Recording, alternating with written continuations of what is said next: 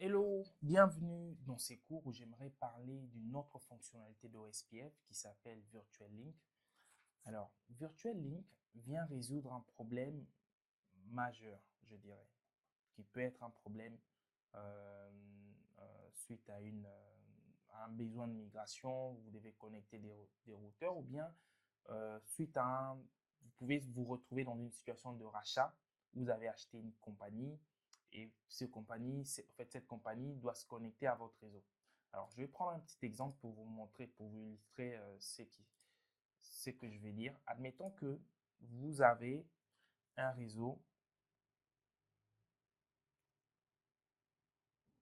que vous appelez un réseau backbone, qui se trouve dans l'area 0.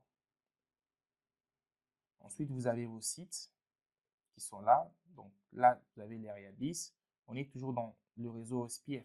Vous avez l'area 13, donc la zone 13, ou bien même vous avez la zone 20. Et pour une raison ou une autre, donc ça, ce sont de zones, mais qui représentent aussi certains sites. Et quelque part, ici, vous avez un site qui se trouve dans l'area 14. Logiquement, avec OSPF, tant que vous n'êtes pas connecté à l'area 0, les routes qui sont propagées ici vers l'area 0 sont envoyées vers l'area 13 et de l'area 20 sont envoyées vers l'area 13, ainsi de suite. Mais les routes qui sont ici, les routes qui sont envoyées de l'area 0 ne sont jamais envoyées vers une zone qui n'est pas connectée à l'area 0. Et donc, ça veut dire que même les routes que j'ai ici de l'area 14 vont jamais, même si c'est envoyé vers l'area 12, vont jamais être envoyées vers l'area 0. Pourquoi? Parce que OSPF ne permet l'envoi des routes que si le routeur, en tout cas d'une zone à une autre, que si le routeur de cette zone-là appartient à l'area 0. Alors, le problème, c'est que si demain, vous rachetez une société, vous devez trouver un moyen de communiquer avec les routes de cette société-là. Alors, si cette société a déjà aussi son area OSPF, il faut trouver un moyen de connecter cette société à l'area 0 pour que vous puissiez recevoir les routes de cette société et que peut-être vous avez des serveurs quelque part ou bien des utilisateurs. En connectant cette société que vous venez de racheter avec l'area 0, vous serez en mesure de faire quoi? Vous serez en mesure de contacter les routes qui sont au niveau de ces sites-là ou bien au niveau de la compagnie que vous venez de racheter. Et ça, vous pouvez le faire pendant que vous êtes en train de migrer. Bon, vous les avez rachetés, vous dites, bon, le temps qu'on migre, on aimerait quand même avoir la connectivité vers ces serveurs. Voilà. Mais le problème, c'est que tant qu'il n'est pas connecté à l'area 0, vous ne pourrez pas, si vous faites OSPF, vous ne pourrez pas recevoir les routes de cette entreprise-là. Alors, comment se connecter à l'area 0? C'est ça maintenant la question. Soit, si vous voulez, vous allez tirer un câble. Vous allez dire, bon, écoute, physiquement, nous allons installer un long câble qui va quitter un des routeurs qui appartient à l'area 14. Il va se connecter à l'un des routeurs ici qui appartient à l'area 0. Ou bien même, vous pouvez venir ici et vous brancher, je ne sais pas, à un routeur quelque part ici qui appartient à l'area 0. Voilà. Vous pouvez aussi faire les choses comme ça. Mais physiquement, vous tirez un câble d'un point vers un autre. Alors ça, en termes de pérennité, c'est une meilleure solution. Mais le problème, c'est que ce n'est pas toujours faisable parce que les sites que vous achetez n'est pas toujours à côté. En termes de coûts, ça risque de vous coûter cher. Mais c'est une solution pérenne parce qu'en tout cas, vous mettez le moyen et vous avez une liaison sûre. Alors, ce que vous pouvez aussi faire, si vous ne faites pas une connexion, je dirais, physique, vous pouvez aussi utiliser des connexions virtuelles. Au lieu de venir ici, monter des connexions physiques, vous pouvez créer des connexions virtuelles. Et parmi les connexions virtuelles que vous avez comme option, Vous pouvez soit utiliser GRE, c'est-à-dire qu'ici, dans votre routeur, vous allez monter une connexion virtuelle GRE. Et cette connexion-là, vous montez deux interfaces GRE, un tunnel GRE, je vais dire, entre le routeur ici et un routeur qui appartient dans l'area 0. OK? Comme ça, à partir de ces routeurs, vous allez communiquer avec un autre routeur qui est dans l'area 0. Et sur cette interface ici, vous activez l'area 0. Et en faisant ça, vu que ce routeur pourra se connecter avec l'autre routeur dans l'area 0, vous allez pouvoir annoncer les routes et ainsi de suite. OK? Un autre moyen, si vous ne faites pas de GRE, vous avez une autre solution et ça, c'est interne à OSPF. OSPF utilise ou bien supporte un mécanisme qui s'appelle Virtual Link. OK? Et le Virtual Link permet, si vous voulez, de créer cette communication entre une zone qui n'est pas attachée à l'area 0 avec l'area 0 pour pouvoir, si vous voulez, recevoir des routes et aussi envoyer des routes vers l'area 0. OK? Voilà un peu, je dirais, deux solutions que vous avez. Soit vous créez une liaison physique, soit vous utilisez une liaison virtuelle. Mais dans les liaisons virtuelles, vous avez des tunnels GRE que vous pouvez monter avec des interfaces virtuelles, ou bien vous pouvez utiliser une solution qui s'appelle Virtual Link, qui est interne à OSPF. Voilà, c'est ce que je voulais que vous puissiez noter. Mais pourquoi je fais tout ça? Pourquoi sans ça, rien ne va marcher? Si je dois encore répéter, rien ne va marcher parce que OSPF vous impose une zone qu'on appelle backbone, une zone area 0. Et OSPF, pour OSPF, toutes les zones doivent être rattachées à la zone 0 pour qu'ils puissent recevoir les routes. OK? Tant qu'une zone n'est pas rattachée à la zone 0 ou bien à l'area 0, ils n'auront pas les routes. Et le routeur qui fait la jonction entre la zone 0 et une autre zone s'appelle comment? Ce routeur-là s'appelle l'ABR, Area Border Router. OK? Si vous avez deux zones qui ne sont pas de zone 0, admettons que là j'ai une zone 10 et j'ai une autre zone ici, zone 5. Admettons que j'ai un routeur qui appartient à ces deux zones. Ce routeur n'est pas un ABR. OK? Pour être un ABR, donc un routeur qui connecte deux zones dans la logique d'OSPF et donc qui permet à ce que les routes d'une zone soient annoncées dans l'area 0 et vice-versa, il faut que ce routeur-là soit connecté à l'area 0 et à une autre zone. Donc, tant que vous ne remplissez pas cette condition, tant que votre routeur n'est pas connecté à l'area 0, même s'il est connecté à deux zones différentes, ce n'est pas un ABR. OK?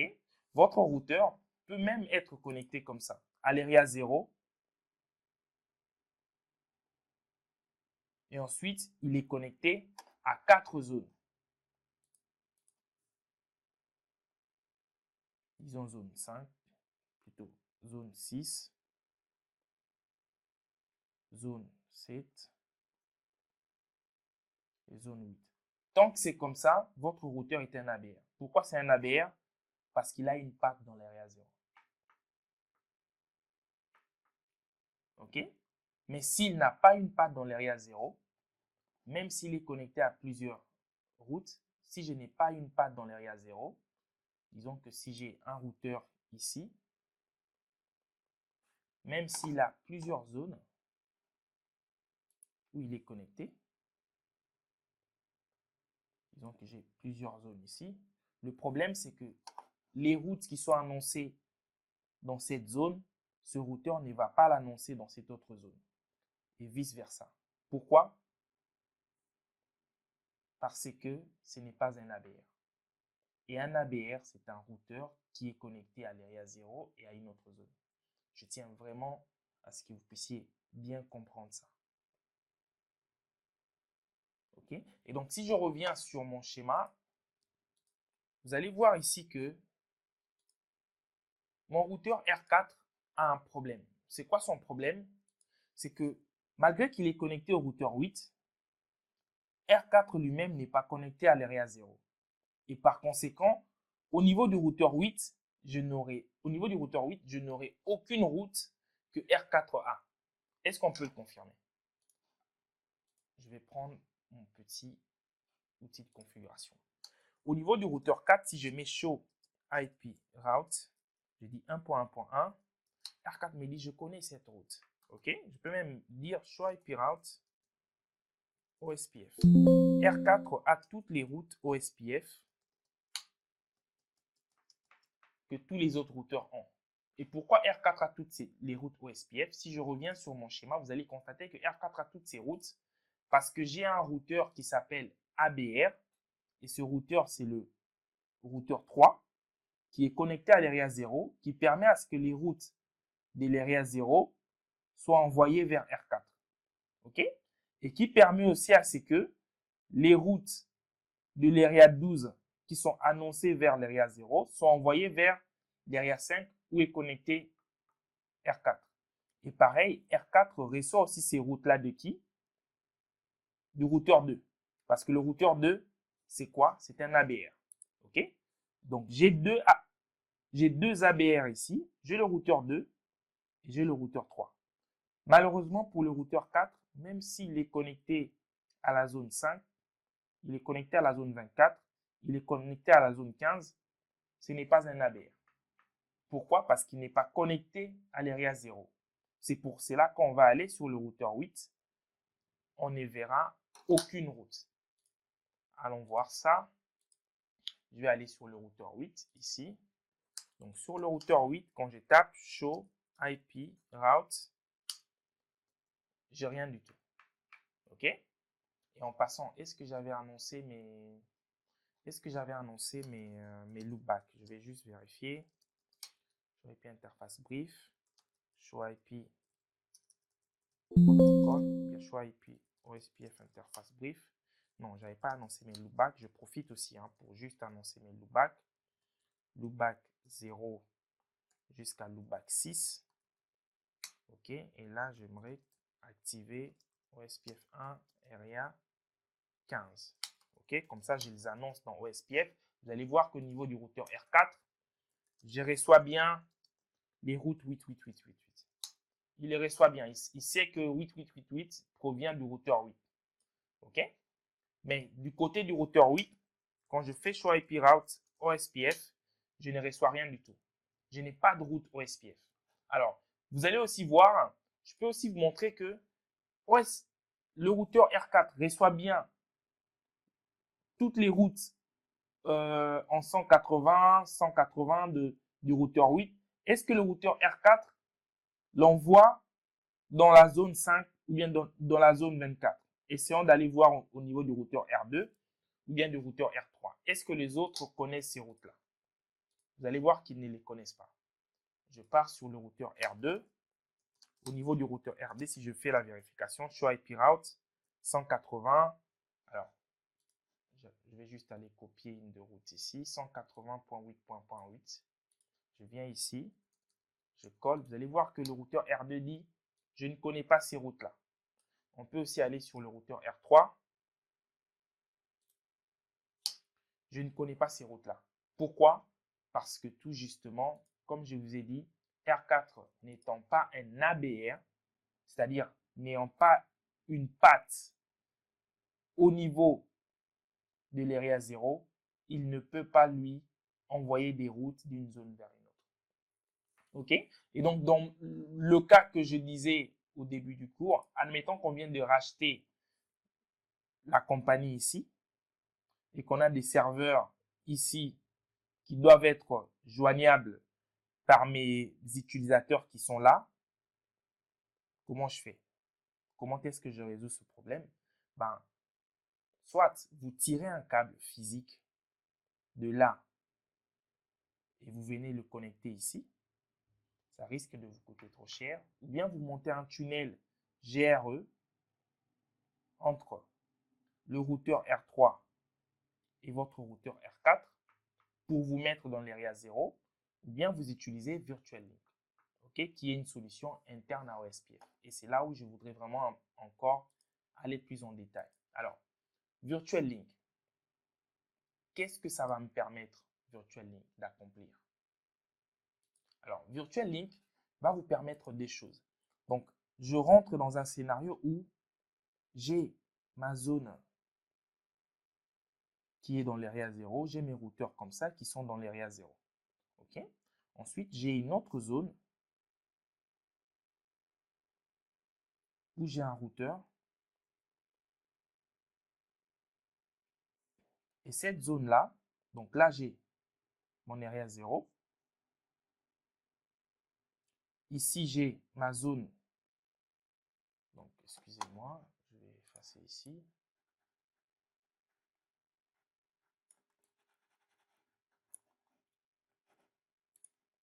Donc là, j'ai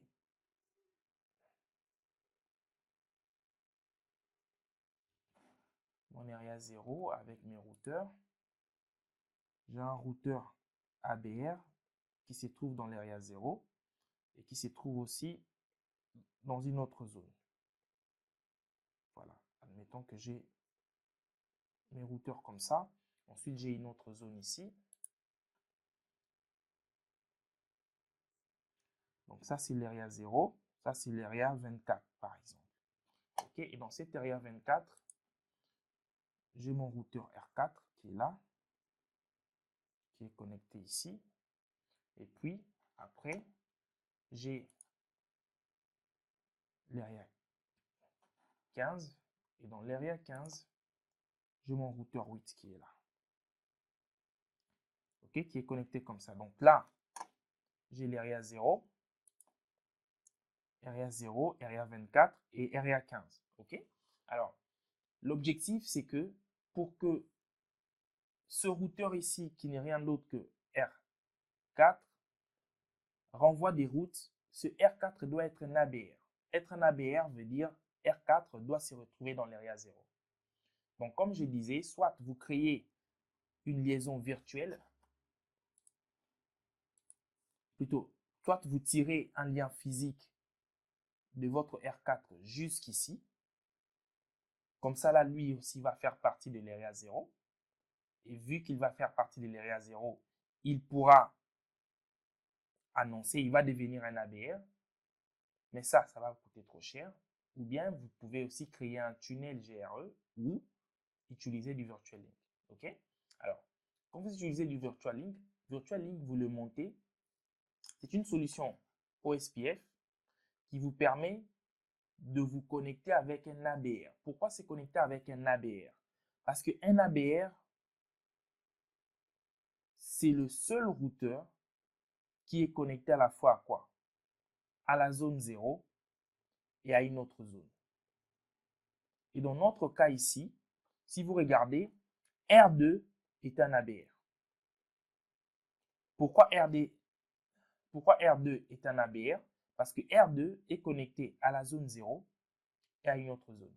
Okay? Et votre Virtual Link vous permet justement, ou bien le Virtual Link va créer, si vous voulez, une liaison entre quoi et quoi? Une liaison entre votre routeur qui veut devenir un ABR, parce que mon R4, il veut se connecter à la zone 0. Pourquoi? Parce que pour devenir un ABR. Parce que s'il devient un ABR, il pourra échanger les routes avec le réseau 0. Donc, vous devez créer une liaison virtuelle entre votre routeur qui veut devenir un ABR et un ABR. Et en créant cette liaison virtuelle-là, vous allez réussir à mettre votre routeur dans l'area 0. Pourquoi? Parce que le Virtual Link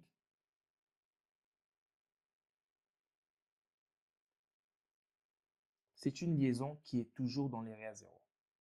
Okay? Vous n'avez pas besoin de dire Virtual Link soit dans l'area 0. Le Virtual Link, c'est une liaison qui est toujours dans l'area 0. Donc, quand vous les configurez, sa manière de configurer, vous allez voir que c'est différent, mais dès qu'il est activé, le virtual link c'est créé toujours dans l'area 0. Donc, vous allez voir que ici, le routeur R4 aura une liaison directe dans l'area 0. Et cette liaison-là va le permettre maintenant de devenir un ABR. Pourquoi? Parce qu'il sera à la fois là et à la fois connecté ici. Et ce qui fera que les routes de la zone 15 vont pouvoir passer par le virtual link pour être connectés. OK? Voilà. Donc, retenez que le virtual link est toujours dans l'area 0 et que le virtual link va me permettre à mon routeur, là où je l'ai configuré, de devenir un ABR. OK? Maintenant, comment est-ce que je configure mon virtual link? Alors, quand vous configurez votre virtual link, il y a deux conditions que vous devez respecter. C'est que les deux conditions... Oula, j'ai effacé. Les deux conditions, vous ne montez pas le virtual link avec un routeur qui n'est pas dans une même zone que vous. Non. Le routeur R4, s'il veut monter un virtual link, il doit le monter avec un routeur qui est dans la même zone que lui, qui est en plus un ABR. Donc, cherchez dans votre zone, est-ce que j'ai un routeur qui est un ABR qui appartient à la même zone que moi? Dans mon cas, oui. J'ai le routeur R2 qui est dans la même zone que le routeur R4. Voilà, c'est un ABR. Donc, si je dois monter mon virtual link, je vais le monter avec quoi? Avec le routeur R2. OK? Ça, c'est un point. Donc, ça se monte dans une zone. En fait, le virtual link, je dirais, ça se monte, doivent être dans le même zone, dans le même area que votre ABR. OK? Les deux routeurs plutôt qui montent le virtual link doivent être dans le même area. Je dirais même area avec le ABR. OK? Ça, c'est la première condition. La deuxième, quand vous montez votre virtual link, ce qui est utilisé, c'est quoi? C'est le routeur ID. OK? C'est le routeur ID de chacun qui va être utilisé. Donc, au niveau du routeur R4, je vais plutôt utiliser le routeur ID. Je vais pointer vers le routeur ID du routeur R2. Et au niveau du routeur R2, je vais pointer vers le routeur ID du routeur R4. OK? Alors, allons voir comment tout ça se matérialise pratiquement. OK? Et pour ça, j'ai un petit lab. Donc, comme vous avez constaté, hein, j'ai entre R4 et R8 aucune communication. Alors, si je reviens ici, sur mon schéma, si vous regardez, je vais tout effacer ici, sur mon schéma, du point de vue de R4, R4 est dans une zone où on peut retrouver, et dans deux zones où on retrouve les ABR. J'ai un ABR, c'est le routeur R3. J'ai un ABR, c'est le routeur R2. Je peux, si je veux, je peux monter mon virtual link avec R3. Pourquoi? Parce que R3, c'est un ABR et il est dans la même zone que le routeur R4. Je peux aussi, ça dépend que de moi, je peux aussi dire, bon, c'est pas avec R3 que je vais monter ça, c'est avec R2. Pourquoi R2? Parce que R2 est dans la même zone que le routeur R4, la zone C24, et R2, c'est aussi un ABR. OK? Voilà, je peux monter en utilisant le 2. Mais sachez que quand on va configurer le virtual link, utilisez bien le routeur ID de chacun et non l'IP de l'interface. C'est le routeur ID de chacun qu'on utilise. Mais ici, là, je ne veux pas, moi, aller monter le virtual link avec le routeur 6, par exemple. Je ne peux pas. Pourquoi le routeur 6? Parce que le routeur 6 n'est pas un ABR. La condition, c'est que le routeur avec qui vous montez doit être un ABR et il doit être dans votre zone. Je ne peux pas aller monter le virtual link avec le routeur R1. Il n'est pas dans ma zone. Il n'est pas dans la zone du routeur R4. OK? Validez bien que vous êtes dans la même zone avec le routeur, le ABR, avec qui vous voulez monter le virtual link. OK? Donc, moi, je vais aller monter avec le routeur R2. C'est simple comme commande. Hein. Alors, avec le routeur R2, la commande, c'est vous allez sur le process OSPF. routeur OSPF 1. Et là-dessus, je tape area. Ça, c'est l'area de transit. OK? L'area qui me connecte au routeur R2, c'est quelle area? C'est l'area 24. Donc, vous tapez cette area-là. Ce n'est qu'un area de transit. Ensuite, sur cette area, je tape la commande virtual link et je mets le routeur ID du routeur R2. Alors, validez bien que le routeur ID du routeur R2, c'est bien celui que vous tapez. Parce que si vous tapez le mauvais routeur ID, la liaison ne va pas monter. Pour moi, le routeur ID, c'est 2.2.2. C'est ça que je vais aller taper. 2.2.2. OK? Et là, je pars aussi côté routeur R2. Et côté routeur R2, je dis routeur OSPF 1. Et là, j'ai dit area 24 virtual link 4.4.4.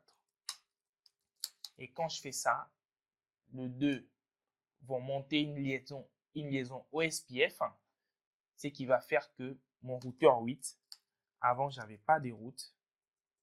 Cette fois-ci, si je mets show IP route OSPF, j'ai des routes. OK? Et si je reviens ici sur mon routeur R4, je fais show IP OSPF neighbor. Vous allez voir que j'ai un neighborship, un voisinage avec le routeur R2. J'avais déjà un voisinage avec le routeur R2 sur une interface physique. J'ai un voisinage avec R2 sur une interface logique, Virtual Link 0. Remarquez que sur cette interface-là, si je reviens, je mets show IP OSPF interface brief. Vous allez voir qu'ici, j'ai quoi? J'ai une zone 0. Virtual Link est toujours dans une zone 0 OSPF. OK? J'ai une zone 0. Et ça m'a permis, ça permet à ce que mon routeur R4 devienne quoi? Devienne un ABR. OK? Donc, si je rentre ici, c'est comme si j'avais créé une liaison virtuelle grâce à mon virtual link. C'est comme si mon routeur R4 s'est retrouvé ici. Voilà. Il est connecté au routeur R2 bien sûr, mais il se trouve dans la zone 0 et il se trouve aussi directement dans la zone 15. Et ce qui fait de mon routeur R4 quoi? Un ABR. OK? Alors, pour votre gouverne, Virtual Link est une solution temporaire. Ce n'est pas une solution long terme. C'est une solution temporaire que vous mettez en place le temps de finir votre migration ou bien de finir votre transition. Mais ne l'utilisez pas comme une solution pérenne où vous voulez le garder pendant longtemps. OK? Voilà. Alors, merci pour votre attention. Juste pour revenir aux commandes, qu'est-ce qu'on a tapé pour pouvoir configurer le Virtual Link? C'est simple. Comme commande, vous allez dans l'interface du routeur, plutôt dans le process OSPF, et là, vous tapez votre area de transit. Ça, c'est l'area qui vous, en fait, l'area où vous êtes connecté avec le EBR. OK? Ce n'est pas l'area 0, c'est l'area où votre routeur est connecté avec l'ABR. Ensuite, vous utilisez le routeur ID de votre ABR et pareil, vice-versa, le routeur ID de votre routeur. Voilà, c'est tout ce que je peux dire sur cette partie. Merci pour votre attention.